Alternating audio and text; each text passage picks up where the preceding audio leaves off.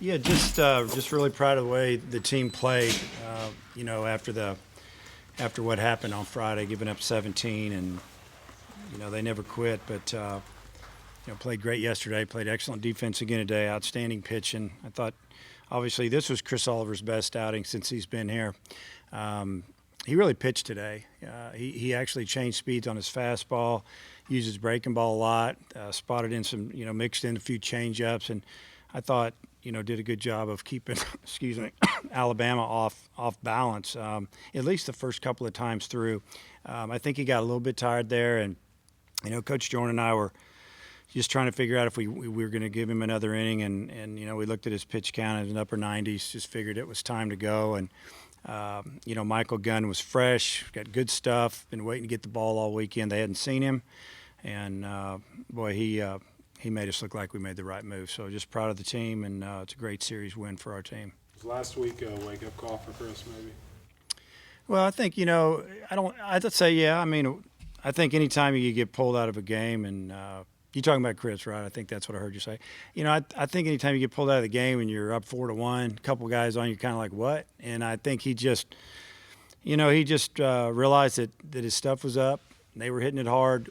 We were 0-2 on the weekend. It just all added up that we had a fresh bullpen, and we couldn't wait. We couldn't wait. And, we talked to him a little bit during the week about it, but, I think he had a good week of getting mentally ready to pitch. I think he fed off of Killian's performance last night, and, he tried to match it, and he pretty much did. And, he just got pitch count up just a little bit, or he might have been able to give us another inning. Season's only a few weeks old, but how comfortable have your guys gotten in one-run games? Yeah, I mean, it doesn't seem to be phasing us. I don't see anybody over there, panicking or, just getting uptight about it. It's just kind of the way it is. And if you just go back to last year, played so many close games for the kids that were here last year, I think it's just the way it is. And, we've handled it. We've done a good job. We lost our share. Maybe it's turning a little bit. But we're making plays. We didn't give anybody any extra at bats the last couple of days, and it just paid off. What did Gunn have going for him as far as? Boy, he had it all. I mean, to me, he throwing a nice breaking ball with a downward action. It's a late breaker, and they hadn't seen it, and it was good. And then obviously he's throwing the ball in the low 90s, and he spotted up a couple in early to some guys, and it kind of. I'm sure that got their attention a little bit, and then he'd throw that change up, threw a few of those just to show it to him. And, he had 3 pitches working, and he had a fresh arm, and he looked really good. The other day you talked about Wilkerson not hitting, and DH, but he got that 2 hits yesterday and triple today. Talk about that. Yeah, that was big. It was big for him. I mean, when he came in after he scored that run, and he had a triple, he had a huge smile on his face. It's almost like he's relaxing, and here's a kid who grew up in Mississippi. And, it might have just been the awe of, I'm playing in the SEC and opened up at Florida and it didn't go good. And now you realize it's still baseball. It's an elevated baseball.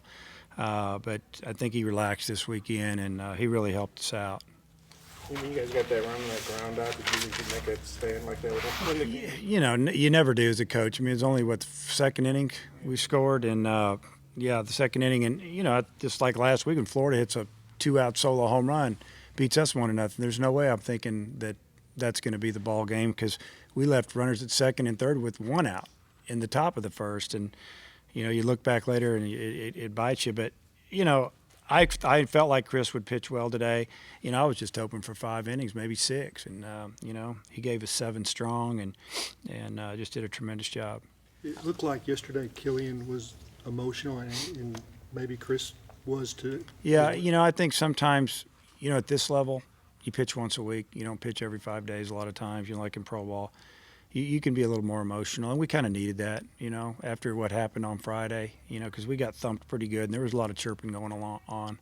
And I think our guys didn't like that at all, and I appreciate the effort. They kept their mouth shut, and they took care of it on the field, and that was good.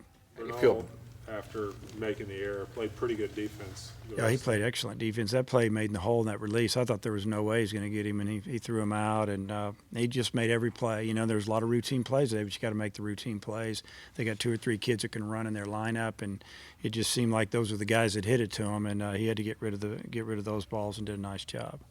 After what happened Friday night, I mean, I know it's just one loss, 17 runs, but did you feel like your pitchers could shut them down the next two games like this? Well, we felt like it would be, we felt like I didn't know about shut them down because they have a very good offense.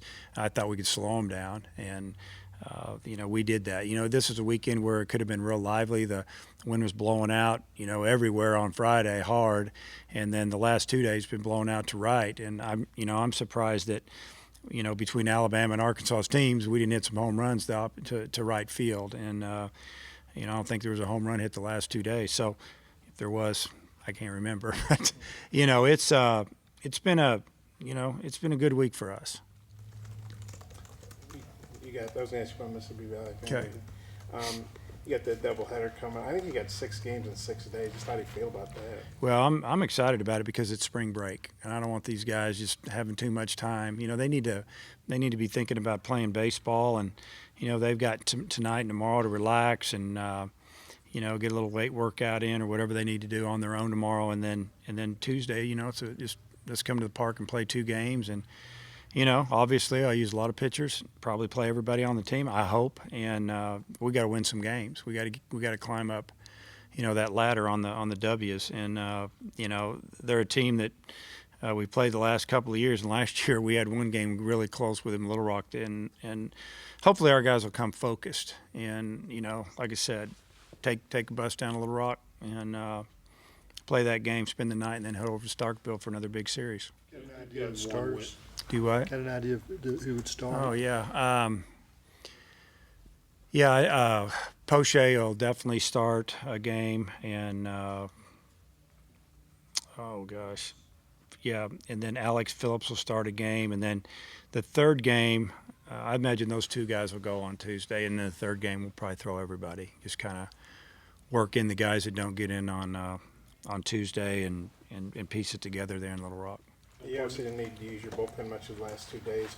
It would be good to get some different guys some work tomorrow. Yeah, it will. I know they're ready to get on the mound and pitch. It's different than the position players. They're playing in the game. The pitchers, they're ready to go. And we might let, if Poche has a good outing, we might let him go for a while. When I say for a while, 5-6 innings if his pitch count stays good. And probably the same with Phillips. Just knock out as many as you can, and then we'll go from there and then see what the score is. Try to win the game. You're obviously getting good play at shortstop. How close is McAfee? He's real close. I'd say he's about 80%. As a matter of fact, I talked to him before the game today, and he took some swings in here and, in the cages, and just felt a lot better. Didn't feel it, and that's the main thing. So I think he's getting close. And, the good thing about this, when he's been hurt, we've hung in there. We've played good and turned some double plays, made most of the plays, and it makes me feel good as a coach that I know that, if something's not going good or if somebody got an injury, I got somebody to plug in there.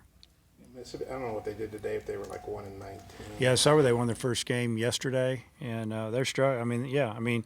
Obviously it is what it is, so they're just games. I know that Alabama's played them 3 times, and they played them on a weekend, so a little different. So I don't know if – I think midweek game, this is a good midweek game for us this time.